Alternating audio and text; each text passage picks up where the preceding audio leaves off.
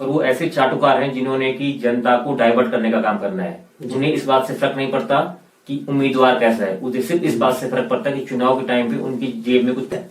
उनको vote bank के रूप में इस्तेमाल करते हो। जहां तक हो सके साहब लड़ाई लड़ूंगा, और ये मैं अकेले नहीं कर पाऊंगा। मैं ये कहना चाहूँ, जो ठेकेदार कार्य को बहुत ही घटिया स्तर से कर रहा है तो निश्चित तौर पे वो ब्लैक लिस्टेड होना चाहिए। हम भी इस बात को मानते हैं। शुभकामनाएं। बहुत बहुत धन्यवाद राजीव जी, आपके चैनल को बहुत बहुत बधाई।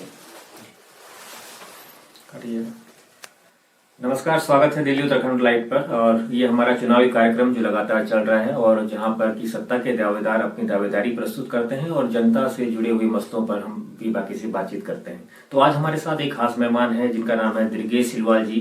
दुर्गेश सिलवाल जी, पहले तो बहुत बहुत स्वागत है आपका। मैं अपने दर्शकों को बता दूं कि दुर्गेश सिलवाल जी 2022 से जिला भाजपा संगठन में महामंत्री के पद पर कार्यरत हैं। उससे पूर्व 2007 से लेकर 2019 तक ये भारतीय राष्ट्रीय कांग्रेस पार्टी में आप थे। सर, पहले सर दिल्ली उत्तराखंड लाइव पर आपको बहुत बहुत स्वागत है। नमस्कार। नमस्कार, धन्यवाद। सबसे पहले तो राजीव जी, मैं आपको और आपके चैनल दिल्ली उत्तराखंड लाइव को बहुत बहुत बधाई और शुभकामनाएं देना चाहता हूं और आभार प्रकट करना चाहता हूं आपका कि आपने अपने चैनल के माध्यम से मुझे अपनी बात रखने का अवसर दिया। इसके लिए पुनः आपका हार्दिक आभार और धन्यवाद। धन्यवाद सर। सिलवाल जी, आप सक्रिय राजनीति में 2017 से 19 तक रहे लगातार। उसके बाद 19 से आप भारतीय जनता पार्टी में आ गए। कांग्रेस में भी आपने एक लंबा कार्यकाल कांग्रेस पार्टी को दिया। जानना चाहता हूं कि ये जो आपकी चुनावी यात्रा रही, इस दौरान आपने कभी कोई चुनाव तो नहीं लड़ा, लेकिन आप किसी भी पार्टी में रहे हो, आप लगातार हर पार्टी के लिए निष्ठावान रहे और आपने पूरी मेहनत ईमानदारी से पार्टी संगठन को मजबूती दी। कैसा अनुभव रहा पिछला? राजीव जी, मैं आपके साथ शेयर करना चाहता हूं जो मेरा छोटा सा राजनीतिक जीवन यात्रा है।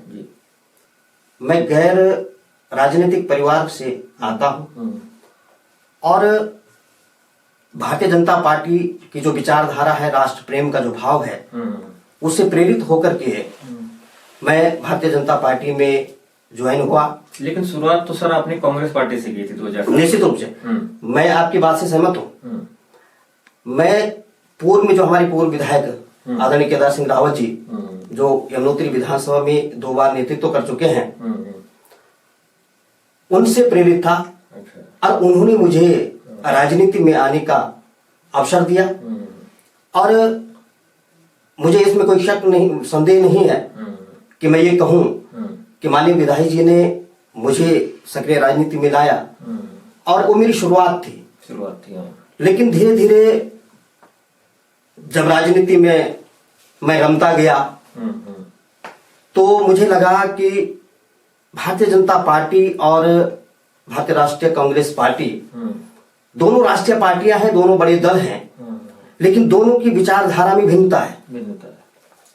तो मुझे कहीं ना कहीं जब मैंने तुलना करी तो मुझे लगा कि भारतीय जनता पार्टी के बजाय भारतीय राष्ट्रीय कांग्रेस के बजाय भारतीय जनता पार्टी की जो विचारधारा है वो मुझे सूट अधिक करती है। अच्छा सर, आप भारतीय जनता पार्टी की विचारधारा को लेकर बात कर रहे हैं तो थोड़ा सा हमारा और दर्शकों का जानना भी जरूरी हो जाता है कि भारतीय जनता पार्टी की वो कौन सी विचारधारा है जो कि आपको ऐसा लगा कि हाँ, वास्तव में मेरे लिए एक भारतीय जनता पार्टी एक ऐसी पार्टी जिसे मैं कार्य कर सकता हूँ, उसका कार्यकर्ता बन सकता हूँ। कुछ राजीव जी, मैं एक बात कहता हूं सदैव, मेरे जो युवा दिल नौजवान साथी हैं उनके बीच में जब जाता हूं तो मैं उनसे कहता हूं कि राजनीति एक कमीशनबाजी और दलाली का अड्डा नहीं है, क्योंकि निश्चित तौर पे राजनीति एक जन सेवा का माध्यम है। और क्योंकि आज का जो हालात है, चंद लोगों ने राजनीति को बदनाम कर दिया है, इसको दलाली का अड्डा बना दिया है, इसको एक ऐसा माध्यम बना दिया है कि जिसके आड़ में आप जनता को गुमराह करते हो। और मेरा जो नौजवान युवा वर्ग है उनको वोट बैंक के रूप में इस्तेमाल करते हो चुनावी समर में, और बाद में आप भोली भाली जनता के साथ छल करने के बाद आप उनके मालिक बन जाते हो। जबकि हकीकत यह है कि देखिए साहब, राजनीति में कितना भी बड़ा कोई नेता क्यों ना हो, लेकिन मुझे लगता है कि उसकी कोई औकात नहीं है। मैं तो एक बहुत छोटा सा कार्य करता हूं, लेकिन मैं कह सकता हूं कि कितना भी बड़ा कोई नेता ना हो, क्योंकि हैसियत बनाने वाली जनता होती है। और जब आप जन आकांक्षाओं पर खड़े नहीं उतरते हो, तो सही समय आने पर जनता बड़े से बड़े नेता को उसकी औकात भी दिखाती है। आने वाले चुनाव में ऐसे उदाहरण अनेकों हैं। तो मैं समझता हूं कि जो भी राजनीति में आए हैं वो लोग, उनको आत्मबोध हो अपने दायित्वों का। उनको लगे कि भाई मुझे जब जनता ने आशीर्वाद दिया है तो वो कहीं ना कहीं मुझे अंत्योदय, पंडित दीनदयाल उपाध्याय जी का मंत्र है साहब, कि अंतिम पायदान पे जो खड़ा हमारा ऐसा व्यक्ति है जो मूलभूत सुविधाओं से वंचित है, तो वो हमारे केंद्र बिंदु में रहे और उसके जीवन में उसका कैसे भाग्योदय हो, उसके जीवन में कैसे सकारात्मक परिवर्तन हो, वह विकास की मुख्य धारा से कैसे जुड़े, इस पीड़ा को महसूस करते हुए जो हमारे नेता होते हैं उनको केंद्र बिंदु में रखते हुए उनके लिए काम करना चाहिए। सिलवाल जी, ये आपके, मैं आपकी थोड़ा सा बात करते हुए अपनी बात को पूरा करना चाहूंगा। बोलिए। आज समय ये आ गया है साहब कि चंद लोगों ने राजनीति को बदनाम कर दिया है, इसलिए अधिकतर लोग राजनीति में आना पसंद नहीं करते। मैं आह्वान करना चाहता हूं अपने नौजवान साथियों का कि आने वाला निकाय चुनाव हो या पंचायत चुनाव हो, अधिक से अधिक मेरे युवा साथी इसमें प्रतिभाग करें, क्योंकि राजनीति कोई खराब चीज नहीं है। ये एक बहुत अच्छा माध्यम है जन सेवा करने का। और देखिए, जब एक दुर्जन व्यक्ति सक्रिय हो जाता है साहब, तो कहीं ना कहीं समाज को बहुत बड़ी क्षति पहुंचती है।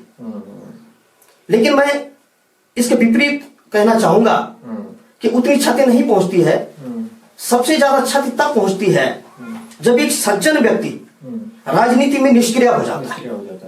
तो मैं कहना चाहता हूं, आज का मेरा नौजवान जो युवा है, पढ़ा लिखा है, वो इसमें आए, राजनीति को भी अपना एक प्रोफेशनल बनाए और इसको पैसा कमाने का माध्यम नहीं बल्कि जन सेवा करने का एक माध्यम बनाए, तो निश्चित तौर पे। दुविधा तो सर यही है कि अगर नौजवान है वो राजनीति में आता है और जन सेवा करना चाहता है, आपने जैसा कहा कि पैसा न कमाए, लेकिन हमारे उत्तराखंड में नौजवानों के हालात ऐसे हैं, यहाँ पर रोजगार नहीं है, यहाँ पर कुछ ऐसे उद्योग धंधे नहीं है। अगर नौजवान राजनीति तरफ आता भी है तो उसकी सबसे पहली आकांक्षा यही हो जाती है कि मैं थोड़ा पैसा भी कमाऊं। निश्चित तौर पे सर, मैं आपकी बात को आगे बढ़ाऊं। आपका मुख्य जो विषय है कहने का, आपका कहना है कि रोजगार की समस्या पहाड़ों में है। निश्चित तौर पे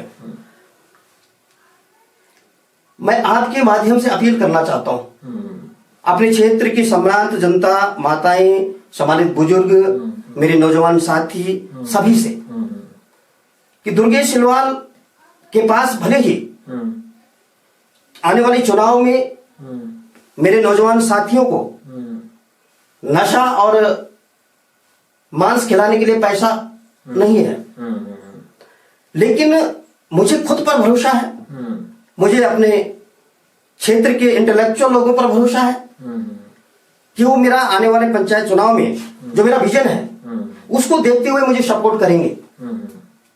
अब मैं कहना चाहता हूँ, चुनावी विजन जो आपका है, अब आप जिला पंचायत की दावेदारी कर रहे हैं गेवला वाली सीट से, ये पहली दफा है जब आप चुनाव लड़ेंगे अपने जीवनकाल में।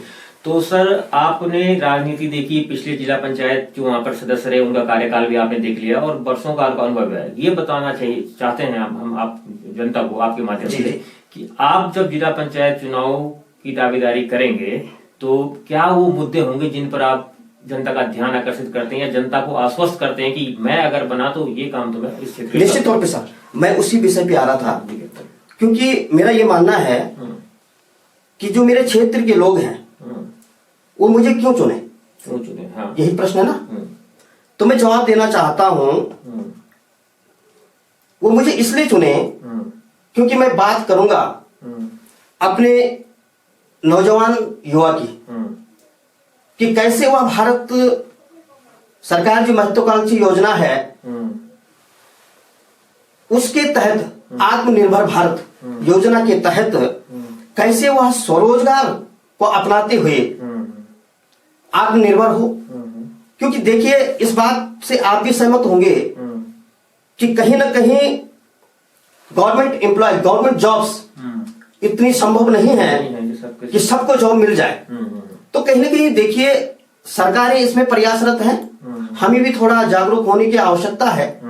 और निश्चित तौर पे हम जब हमें मौका मिलता है जनता के बीच में जाने का, तो हम लोग इस अपील को करते हैं कि देखिए, हमारा क्षेत्र के बगल में ही रवाई घाटी है और उन लोगों ने हिमाचल के पैटर्न पे बागवानी को प्राथमिकता दी, तो क्यों ना, जब वो कर सकते तो हम क्यों नहीं कर सकते हैं। और सरकारें इसमें आपको जो है अनुदान भी देती हैं, सपोर्ट भी करती हैं।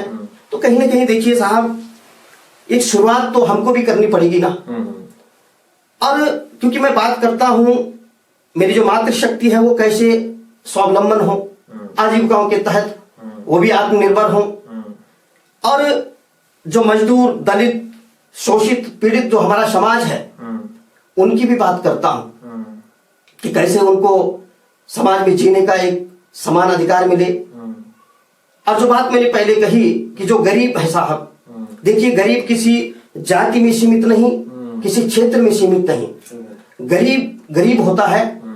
और जो राजनीतिक क्षेत्र में सक्षम हैं, जो कुछ करना चाहते हैं, देखिए, मैं तो अभी जनता के बीच में जाऊंगा, अब जनता मुझे परखेगी, जनता मुझे कितना आशीर्वाद देती है, उसके बाद कह पाऊंगा कि जितनी मेरी हैसियत होगी, जितनी मेरी पद की हैसियत होगी, मैं निश्चित तौर पे विश्वास दिलाता हूं कि मैं जनता के सम्मान और स्वाभिमान की लड़ाई लड़ूंगा। और निश्चित तौर पे जिस दिन जनता को ये लगा, मेरे नौजवान साथी को ये लगा कि भाई हमने दुर्गेश सिलवाल को मत दे करके कहीं गलती तो नहीं कर दी, तो मैं आपके चैनल के माध्यम से कहना चाहता हूं कि जिस दिन उनको ऐसा लगा, जो मुझे आशीर्वाद दे करके जिताने का काम करेंगे, तो मैं आश्वस्त करना चाहता हूं कि मैं पल भर या क्षण भर भी नहीं लगाऊंगा, अपने पद से इस्तीफा दे दूंगा जब मुझे लगे कि भाई जिस काम के लिए मैं आया हूं उस काम को मैं नहीं कर पा रहा हूं। तो ये एक अच्छी बात होती है जब कोई उम्मीदवार, कोई दावेदार कहता है कि यदि जनता मुझे चुनती है और जनता का कभी मुझे ऐसा दिखता है कि मैं उनके मेरे से वो थे, मैंने वादे किए थे या उनकी मुझसे आकांक्षाएं थी, उम्मीदें थी, उन पर मैं खरा ना उतर पाऊं, तो मैं तत्काल ही अपने पद से इस्तीफा दे दूंगा। तो ऐसे बेमुख बेबाकी से ही हम बात सुनना चाहते हैं, इसीलिए हमने ये चुनावी चर्चा का ये मंच तैयार किया है। सिलवाल जी, आप पिछले कई सालों से सक्रिय राजनीति में हैं और मैं पिछले कई सालों से पत्रकारिता में हूँ। आप भी समाज को अपनी नजर से परखते हैं, मैं भी अपनी नजर से परखता हूँ। लेकिन ये जो कल्चर उत्तराखंड में हमारे यहाँ आ गया है कि चुनाव के टाइम पे युवा पीढ़ियों को शराब परोसी जाएगी, पैसा भी बांटा जाएगा, कुछ उम्मीदवारों के चाटुकार गांव-गांव में घूमकर शराब की बोतलें बांटेंगे, और वो ऐसे चाटुकार हैं जिन्होंने की जनता को डाइवर्ट करने का काम करना है। जिन्हें इस बात से फर्क नहीं पड़ता कि उम्मीदवार कैसा है, उसे सिर्फ इस बात से फर्क पड़ता है कि चुनाव के टाइम पे उनकी जेब में कुछ पैसा आ रहा है और उस पैसे का मिसयूज करना, आगामी भविष्य के लिए कोई बेकार नेता चुनना, इस तरह की परिपाटी को खत्म करना, ये शराब मुक्त आंदोलन हो, इसके लिए आप लोग कुछ प्रयास क्यों नहीं करते हैं? आपसे ही नहीं कह रहा हूँ, सबसे कह रहा हूँ, जितने प्रतिनिधि होते हैं। देखिए साहब, बहुत महत्वपूर्ण सवाल आपने उठाया। मैं अपने नौजवान साथियों से निवेदन करना चाहता हूं कि आखिर कब तक हम जातिवाद, क्षेत्रवाद, धनबल और बाहुबल के नाम पर चुनाव में ऐसे प्रत्याशियों को जिताते रहें कि वो लोग बाद में जीतने के बाद इन प्रकार अपना 99 के 100 बनाने के चक्कर में लग जाते हैं। और स्वाभाविक तौर पे है, देखिए साहब, जो व्यक्ति चुनाव में बहुत पैसा खर्च करता है, तो एक स्वाभाविक प्रक्रिया है कि कहीं ना कहीं से उसको वो रिकवर करना है। अब देखिए, राजनीति में आप ईमानदारी से चलेंगे तो आप पैसा नहीं कमा सकते, तो कहीं ना कहीं आपको कमीशनबाजी करनी पड़ेगी, आपको दलाली करनी पड़ेगी। तो मैं वास्तव में इस बात से चिंतित हूं और मैं मनन करता हूं, सोचता हूं कि समाज में ऐसा एक समय आए, लोगों के अंदर अवेयरनेस आए और मेरा नौजवान साथी इस बात को समझे कि भाई जनता के साथ ऐसा छल ना हो। नौजवान तो इंतजार कर रहा है कि कब चुनाव आएगा, कब उसकी जेब में पैसा जाएगा या शराब की बोतलें जाएगी। हमारा नौजवान भी तो उसी राह पे जा रहा है सर। यही तो दुर्भाग्य है। इस दुर्भाग्य से कैसे राजीव जी, यही तो दुर्भाग्य है। देखिए, पढ़ाई लिखाई का उद्देश्य क्या होता है? मैं मानता हूँ पढ़ाई लिखाई का उद्देश्य सिर्फ जॉब में सेटल होना नहीं है। पढ़ाई का मूल उद्देश्य ये है कि आपके अंदर चिंतन और मनन करने की क्षमता बढ़े, आप अच्छे और बुराई में तुलना करना सीखें। तो या तो हमारी आज की पढ़ाई में ही कुछ कमी आ गई है, इसलिए हमारा नौजवान उस बात को समझ नहीं पा रहा है, और या तो फिर हमारा जो नौजवान है वो इतना स्वार्थी हो गया है कि उसको 4 दिन नशे में डूबना है, कबाब में आनंद लेना है, और उसके बाद मेरे क्षेत्र का क्या हो, हमारा जो पैसा है, हमारे क्षेत्र में जो बजट आना है वो कहाँ खर्च हो रहा है, वो कहाँ जा रहा है, उससे उसको कोई लेना देना नहीं। तो मैं आह्वान करना चाहता हूं अपने ऐसे साथियों से कि भैया जागृत हो जाइए। जो लुट गया वो चला गया, कोई बात नहीं, लेकिन अभी जो हमारे पास बहुत कुछ है उसको हम कैसे संवारें, और ऐसे नेतृत्व को हम इस समय मौका दें जो आपकी उम्मीदों आकांक्षाओं पर खरा उतरे और आपके साथ कंधे से कंधा मिलाकर के चले। आपके क्षेत्र की, जो आपने कहा कि मेरा जो विजन क्या है, मैं कहना चाहता हूं साहब, देखिए हमारा जो क्षेत्र है सीमांत क्षेत्र है, विकट परिस्थितियों में हम लोग पहाड़ों में रहते हैं।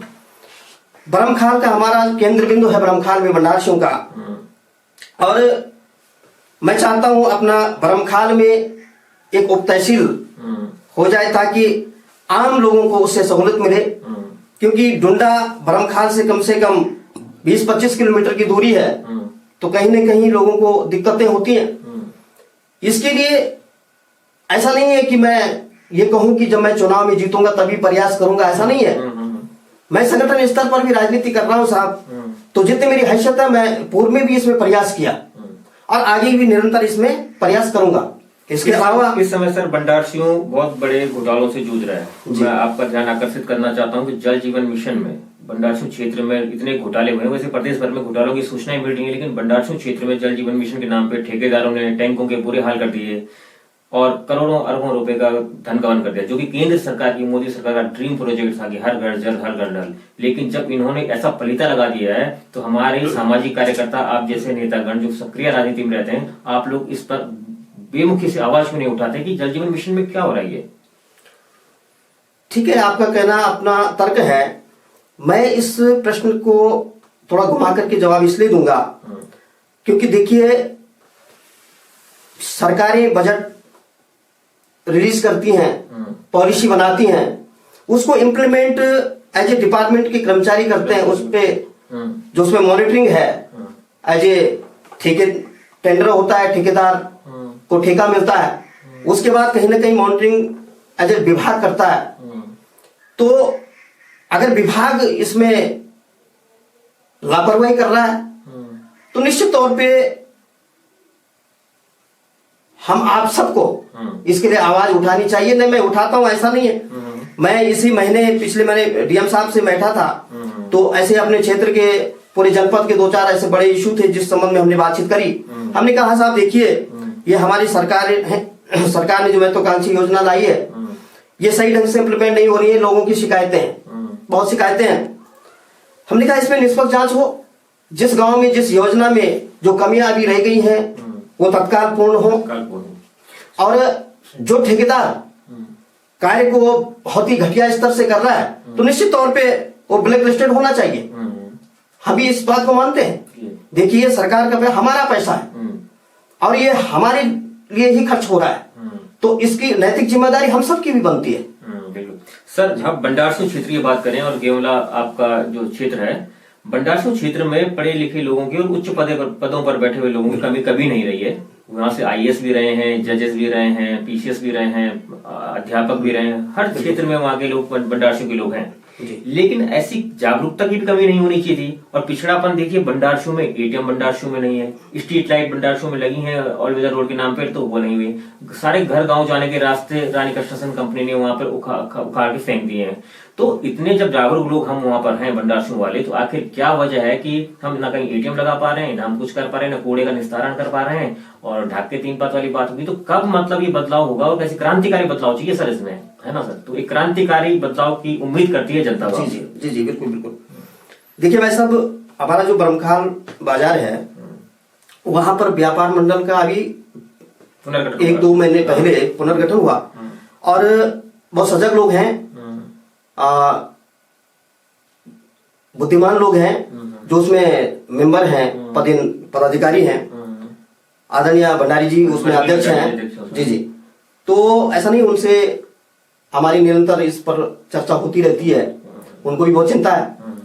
और निश्चित तौर पे उनके सहयोग में, क्योंकि व्यापार मंडल का मामला है, वो अध्यक्ष हैं, उनके नेतृत्व में हम लोग जहां वो जब हमें आदेश करेंगे, जहां जाना होगा, तो निश्चित तौर पे शीर्ष नेतृत्व के सामने हम जाएंगे, शासन पे जाएंगे, प्रशासन पे जाएंगे। इससे पहले गए हैं, आश्वासन मिला है कि बहुत जल्द वहां पे एटीएम की व्यवस्था सुदृढ़ होगी और वहां पे शौचालय की व्यवस्था होगी। इसके लिए हम प्रयासरत हैं। अब इस समय क्या है कि माननीय विधायक जी इंडिपेंडेंट हैं, तो उनसे भी हमने आश्वासन किया है। देखिए, क्षेत्र हित के लिए कोई भी किसी भी दल का हो या निर्दलीय हो, हमें उससे कोई दिक्कत नहीं है। माननीय विधायक जी से अभी मैं आपसे आपके संज्ञान में लाना चाहता हूँ, बरमखाल का मामला है। इसके अलावा आपके रवाली की जो रोड है उस संबंध में हमारी चर्चा हुई। हमारे जो नालूकानी से पटारा काफी समय से लंबित पड़ी रोड है और बहुत बड़ा क्षेत्र उससे जो है लाभान्वित हो सकता है अगर वो बहुत जल्दी जमीन पे उतरे, वो रोड बने। उसके अलावा हमारी एक ओलिया से और बल्ला होते हुए डुंडा में मिलेगी, बहुत शॉर्ट हमारा रास्ता हो जाएगा। एक वैकल्पिक रास्ता भी हो जाएगा धरासू से ऊपर से, जैसे हम देहरादून सुवाखोली से शॉर्ट जाते हैं, तो वैसा ही हमारा राड़ी के तमाम पूरा रवाई भेली जितनी भी पॉपुलेशन है, एक शॉर्ट रास्ता उनको भी मिल जाएगा। तो उसके लिए भी हम प्रयासरत हैं। शासन प्रशासन में निरंतर पत्राचार करता रहता हूँ, व्यक्तिगत स्तर पर भी, और आग्रह किया है माननीय विधायक जी से कि माननीय विधायक जी, आपको अगर जनता ने आशीर्वाद दिया है तो आपसे उम्मीद करते हैं कि आप भी जनता की उम्मीदों पर खरा उतरे। बिल्कुल बिल्कुल। क्योंकि इससे पूर्व भी विधायक रहे, इसके बाद भी विधायक होंगे, और आप अच्छा करेंगे तो आप निश्चित तौर पे हो सकता है आप थोड़ा राजनीति में और लंबे चल सकते हैं। लेकिन भैया, अगर जनता की नहीं सुनोगे तो मैं कहना चाहता हूँ, ये जनता है, पहले भी कह चुका हूँ, ये अर्श से फर्श पे भी पहुंचाती है और फर्श से अर्श पे भी ले आती है। इसलिए मैं एक बार पुनः निवेदन करना चाहता हूँ माननीय विधायक जी से भी कि वो भी हमारी इस लड़ाई में, क्षेत्र की जो लड़ाई है, इसमें हमारा साथ दें। सर, आप जब घोषणा होगी, आप जब चुनाव मैदान में उतरेंगे, आप जनता के बीच जाते हैं, तो कैसा जन समर्थन आप आ रहे हैं अपने पक्ष में? मतलब जनता से मिलके एक लगा होगा आपको। जी जी। मैं आजकल, क्योंकि शादी विवाह का मौसम भी था, तो 1-2 महीने से निरंतर गाँव में रहा, लोगों के बीच में गया, और क्षमा प्रार्थी हूँ जिन गाँव में, जिन शादियों में सपोज नहीं जा पाया, क्योंकि बहुत शादियां थी, एक ही दिन में 10-10 शादियां हो रही थी, तो 11वीं शादी छूट जाती है तो स्वाभाविक रूप से नाराजगी भी होती है। तो उनसे भी क्षमा प्रार्थी हूँ कि निश्चित तौर पे उस समय नहीं आ पाया, तो अभी बहुत जल्द उनके बीच में जाऊंगा, उनके दर्शन करूंगा। और आपका जो कहना है, मेरा मानना है कि मैंने कभी ये नहीं कहा साहब कि मुझे नेता बनना है। मुझे नेता बनना ही नहीं है, मुझे तो एज ए सेवक बनना है। और लोगों के बीच में जब जाता हूं तो तमाम लोग जो हमारे क्षेत्र के हैं, और किसी भी वर्ग के हों, किसी भी जाति के हों, किसी भी गांव के हों, उस सब लोग कहीं ना कहीं हो सकता है उनको लग रहा होगा कि यार नया लड़का है और पार्टी संगठन में पहले से है, और पार्टी संगठन में होने के नाते इसका शीर्ष नेतृत्व में पहचान है, शासन प्रशासन में पहचान है, तो शायद उनको लग रहा होगा कि यार इसका हम उपयोग कर सकते हैं। अच्छा। तो मैं उन सब से यही निवेदन और आग्रह कर रहा हूं कि देखिए, जितना उपयोग जिस व्यक्ति के जिस क्षेत्र में किया जा सकता है करना चाहिए। और मैं निश्चित तौर पे दोबारा इस बात को कह रहा हूं कि मैं एज ए सेवक के रूप में जनता के बीच में जैसा आज हूं वैसा इसके बाद और निरंतर काम करता रहूंगा और जन समस्याओं के लिए जहां तक हो सके साहब लड़ाई लड़ूंगा। और ये मैं अकेले नहीं कर पाऊंगा, मैं ये कहना चाहता हूं, जन सहयोग भी चाहिए होता है। उसके बाद तमाम लोगों का मुझे सहयोग चाहिए और उनके मैन पावर के आधार पर कितना भी बड़ा काम क्यों ना हो साहब, मुझे तो लगता है कि असंभव कुछ नहीं है। जनबल के आगे बड़ी बड़ी सरकारें, बड़े बड़े नेता झुक जाते हैं, ऐसा नहीं है। तो मैं लेकिन मेन मुद्दा भी तो यही है कि जनता सच्चाई का साथ दे, जनता ऐसे मुद्दों पर वोट करे कि भाई जनता को ये चाहिए कि हमारी स्वास्थ्य, शिक्षा, सुरक्षा पर कौन व्यक्ति विशेष ध्यान देना चाहिए। ये ना सोचकर कि हाँ ये इस पार्टी से या ये उस पार्टी से, लेकिन जनता अगर सही सोच सही दिशा में बढ़े आगे। ठीक है, चुनाव के टाइम पे बरगलाने वाले बहुत आएंगे, शराब कबाब पिलाने वाले बहुत आएंगे, ठीक है आप पी लीजिए, कोई दिक्कत नहीं है, लेकिन कम से कम वोट डालते समय अपने नैतिक चिंतन तो कीजिए। बिल्कुल, इस समय वोट कहाँ डालना है। देखिए साहब, मैं एक निवेदन करना चाहता हूं अपने क्षेत्र के आवाम से कि सवाल करना सीखिए। किसी भी नेता को हम, वो छोटा हो बड़ा हो, जब हम उसको जन समर्थन देते हैं, जन आशीर्वाद देते हैं, तो वो पावर में आता है। और अमूमन होता क्या है प्रैक्टिकल में कि हम लोग उसके बाद अपने घर में बैठ जाते हैं और निष्क्रिय हो जाते हैं। तो कहीं ना कहीं मुझे लगता है कि जनता को भी सदैव जागृत रहने की भी आवश्यकता है। क्योंकि नेता को जिसको हम बना देते हैं उसको अपने दायित्वों का आत्मबोध भी याद कराना बहुत जरूरी है। ये जनता का काम भी हो जाता है निश्चित तौर पे। क्योंकि कहीं ना कहीं देखिए, एक नेता जब सत्ता में आता है तो वह इतना शायद बिजी हो जाता होगा, या वो ऐसा कुछ दिखाने का प्रयास करता है कि मैं बहुत बिजी हो गया हूं और मैं अब मेरे पास समय नहीं है जिस काम के लिए आपने मुझे चुना है। तो हमारी भी जिम्मेदारी है कि भाई हम उसको याद दिलाएं, हम उस व्यक्ति को पकड़ें, बोले कि भाई हमने आपको जिताए हैं तो अब आप हमारे काम कीजिए। हमने तो पिछले चुनाव में ये भी देखा कि ऐसा कोई गांव, ऐसा कोई चौकट नहीं था जहां पर चुनाव प्रचार के दौरान नेता नहीं पहुंचे, हाथ नहीं जोड़े। बिल्कुल। आज वो नेता कहाँ गोल हैं, आज वो वहां दर्शन नहीं देते हैं, मुंह दिखाई नहीं हो रही उनके साथ। बिल्कुल साहब, मैं वही ये कितना मतलब निश्चित तौर है। ये तो देखिए साहब, मैं वही बात पे आ रहा हूं कि आज राजनीति को लोगों ने एक ऐसा हथियार बना दिया है कि जनता को बेवकूफ बनाओ, गुमराह करो और उसके बाद अपना ऐशो आराम करो, बस 5 साल ऐसे काटो जी। अब जनता की पीड़ा, दुख, दर्द से कोई वास्ता नहीं है। तो इसी परिपाटी को तो हमें बदलना है। इसीलिए साहब देखिए, मेरा कोई उद्देश्य नहीं था, मैं पहले कह चुका कि मैं एक गैर राजनीतिक परिवार से हूं। क्योंकि राजनीति में मेरा ना कोई आका है ना काका है। अपने जो राष्ट्रवाद का भाव है उस नाते में पार्टी में जब जुड़ा तो तब से पार्टी संगठन में एक छोटी सी पहचान मिली है, इतनी सी मेरी हैसियत है, इससे बड़ी मेरी हैसियत नहीं। लेकिन मैं इतना भी कहना चाहता हूं कि देखिए, राजनीति में कितना भी बड़ा नेता हो साहब, किसकी क्या हैसियत, तो किस बात का गुरूर करना। जनता ने बनाया है तो जनता के लिए काम कीजिए ना। पर इतनी से तो अपेक्षा होती है आपसे, इससे ज्यादा तो मुझे लगता होती नहीं है। 5 साल का कार्यकाल है, लोकतंत्र है, राजशाही तो है नहीं। लेकिन आजकल नेता आ रहे हैं कि वो सोच रहे हैं कि जब जनता चुनेगी उसके बाद काम नहीं करना, पहले काम करना। पहले कैसे काम करना है, चुनाव के टाइम में प्रचार करके थोड़ा सा उनको बरगलाना, थोड़ा लोभ लालच देना, बस वो सोचते हैं यही काम मैंने कर दिया। किसी को बोतल पकड़ा दी, किसी को नोट पकड़ा दिया, उनको लगता है ये काम इनका हो गया, अब हम सत्ता पे आ गए, अब हम 7 पीढ़ी अपनी पालेंगे, अच्छे से काम करेंगे, अगले चुनाव की तैयारी करेंगे, कितना पैसा अगले चुनाव में लगना है उसका बजट बनाएंगे। इस तरह की परिपाटी सर हो गई। यही हो रहा है, लोकतंत्र के लिए दुखद है। यही हो रहा है सर, यही हो रहा है। मैक्सिमम मैं देख रहा हूं कई क्षेत्रों में हो क्या रहा है कि जो व्यक्ति जीत के आ रहा है वो अपने दलाली, कमीशनबाजी उसमें लिप्त हो जा रहा है। जो बजट उसको आवंटित गवर्नमेंट करती है कि भैया ये इस बजट को आप जिस क्षेत्र से चुन के आए हो वहां की जो जरूरतमंद समस्याएं हैं उसका हल कीजिए ना। लेकिन देखने में आता है कि व्यक्ति आज इतना स्वार्थी हो गया है कि वो उस पैसे को ठिकाने कैसे लगाएं, उसके जुगत में लगा रहता है। नहीं, जनता का भी दायित्व बनता है कि जनता भी कोई प्रधान चुने, जनता जिला पंचायत चुने, जनता विधायक चुने, तो जनता भी सवाल करे कि भाई विधायक है तो विधायक से प्रश्न करेगी विधायक निधि का कितना सदुपयोग हुआ, कहाँ कहाँ विधायक निधि खर्च हुई है, किस किस को मिली है। बिल्कुल, है ना। तो इस तरीके की जब जनता प्रश्न पूछेगी या संगठन पूछेगा, पत्रकार पूछेंगे, विपक्ष पूछेगा, तब जाके जागरूकता आएगी। मैं उसी बात पे आ रहा हूं। में तो मैं पत्रकारिता का विस्तार देख रहा हूँ कि पत्रकार भी एक तरह से अब क्या बोले, अपनी आजीविका चला रहे हैं, क्या कर रहे हैं, निष्क्रियता एकदम है। हमारा जो क्षेत्र है राजीव जी, वास्तव में यहाँ पे जो राजनीतिक शून्यता है वो बहुत पीड़ादायक है। हम 2 कदम आगे रवाई वैली में जाते हैं तो लोगों में बहुत अवेयरनेस है, बहुत जागरूकता है।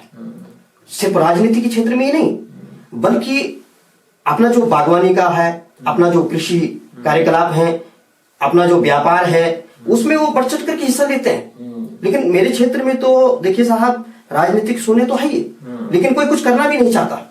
हाँ, और अपना कोई व्यक्ति अगर ऐसा है, कोई बेटा, कोई भाई कि जो इसमें राजनीति के माध्यम से जनता की सेवा करना चाहता है, तो उसको भी सपोर्ट मुझे लगता है इससे पहले शायद कभी मिल नहीं पाया। आने वाला समय तो भविष्य के घर में है, लेकिन मैं चाहता हूं कि मेरा जागरूक वर्ग थोड़ा जागृत हो, नींद से उठे और अपने बीच एक नेतृत्व पैदा करे। देखिए, नेता जो है कोई आसमान से टपक के नहीं आएगा या रानी के पेट से पैदा नहीं होगा, उसको तो हमें बनाना भी पड़ेगा ना। जब हम एक एकता का परिचय देंगे, यूनिटी हमारे अंदर रहेगी, तो हम अपने बीच में ही क्यों ना नेतृत्व पैदा करें। क्यों हम ताकते झांकते रहते हैं कि कोई टेरी से आएगा, कोई प्रोला से आएगा और हमारा यहाँ पर नेतृत्व करेगा। तो हमें इस बात को भी समझना पड़ेगा कि जब तक हम अपने व्यक्ति को आगे नहीं बढ़ाएंगे, तो तब तक हमें यह भी अपेक्षा नहीं रखनी चाहिए कि मेरे क्षेत्र में डेवलपमेंट होगा, क्योंकि बाहरी व्यक्ति जो आएगा वो ईस्ट इंडिया कंपनी वाली स्थिति है, आएगी और लूट खसूट करके चली जाएगी। तो यहां भी ऐसा ही होना है। कोई भी बाहरी व्यक्ति आएगा, हमारे ऊपर राज करेगा, नेता बन जाएगा, और नेता कौन बनाएंगे? हम बनाएंगे। लेकिन हमें यह पता नहीं है कि राहुल गांधी जी के भविष्य बनाने के चक्कर में हम अपने बच्चों का भविष्य खराब कर रहे हैं। भैया, उनका तो बहुत अच्छा सेटलमेंट है राहुल गांधी जी का। एक एग्जाम्पल दे रहा हूँ। राहुल गांधी जी का, आप तो किसी और नेता का नाम ले सकते थे ना। राजीव जी, मैं एक एग्जाम्पल दे रहा हूँ। नहीं, बीजेपी वालों के निशाने पे राहुल गांधी है। नहीं, ऐसा नहीं है। मैं एग्जाम्पल इसलिए दे रहा हूँ कि ऐसे इतने बड़े नेता हैं साहब, राजघराने से हैं, तो हम उनके लिए चिंतित क्यों रहते हैं? कहने का मतलब ऐसे व्यक्तियों जैसे राहुल गांधी जी का मैं इसलिए नाम लिया, वो बड़े नाम है, बड़े एग्जाम्पल हैं।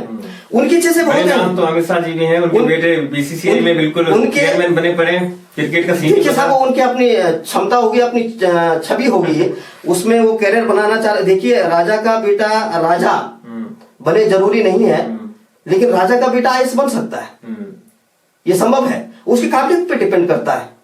अब साहब के बेटे में क्या काबिलियत है कि आपने बीसीसीआई का उनको चेयरमैन बना दिया? अब देखिए साहब, ये मेरी जानकारी में नहीं है, इसका रिसर्च करना पड़ेगा।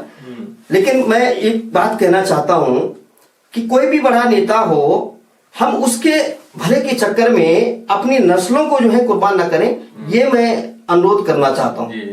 हमारे बच्चों का भविष्य कैसे बने, इसके लिए पहले हमें चिंतित होना पड़ेगा। जी, कुछ और संदेश देना चाहेंगे? आप आगामी चुनाव होना है, अपनी जनता को, अपने समर्थकों को। जी, निश्चित तौर पे आपके माध्यम से मैं एक अपील करना चाहता हूं क्षेत्र की सम्रांत जनता से, माताओं से, बहनों से, मेरे नौजवान साथी और पिता तुल्य बुजुर्गों से। मैं कहना चाहता हूं कि आने वाले पंचायत चुनाव में आप एक ऐसे प्रत्याशी को समर्थन दें, एक ऐसे प्रत्याशी को अपना आशीर्वाद दें जो आपको लगे कि हाँ, यह हमारे सुख दुख को बांट सकता है, यह हमारे दुख दर्द को दूर कर सकता है, और जो समाज में मूलभूत सुविधाएं हैं जिनका अभाव है, उनके लिए लड़ाई लड़ सकता है। और मेन जो मैं बात कहूं, जो ब्यूरोक्रेट्स के साथ डिबेट कर सकता है, जो इतना सक्षम है कि ब्यूरोक्रेट्स उसको घुमाए ना। क्योंकि अमूमन होता क्या है कि प्रशासन एक ऐसा तंत्र है साहब कि वो ऐसे जलेबी की तरह आदमी को घुमा देगा और फाइलों में उलझा देगा। तो कहीं ना कहीं हमें एक ऐसा व्यक्ति चाहिए, पढ़ा लिखा हो और उनके साथ बैठ सके, टेबल टॉक कर सके।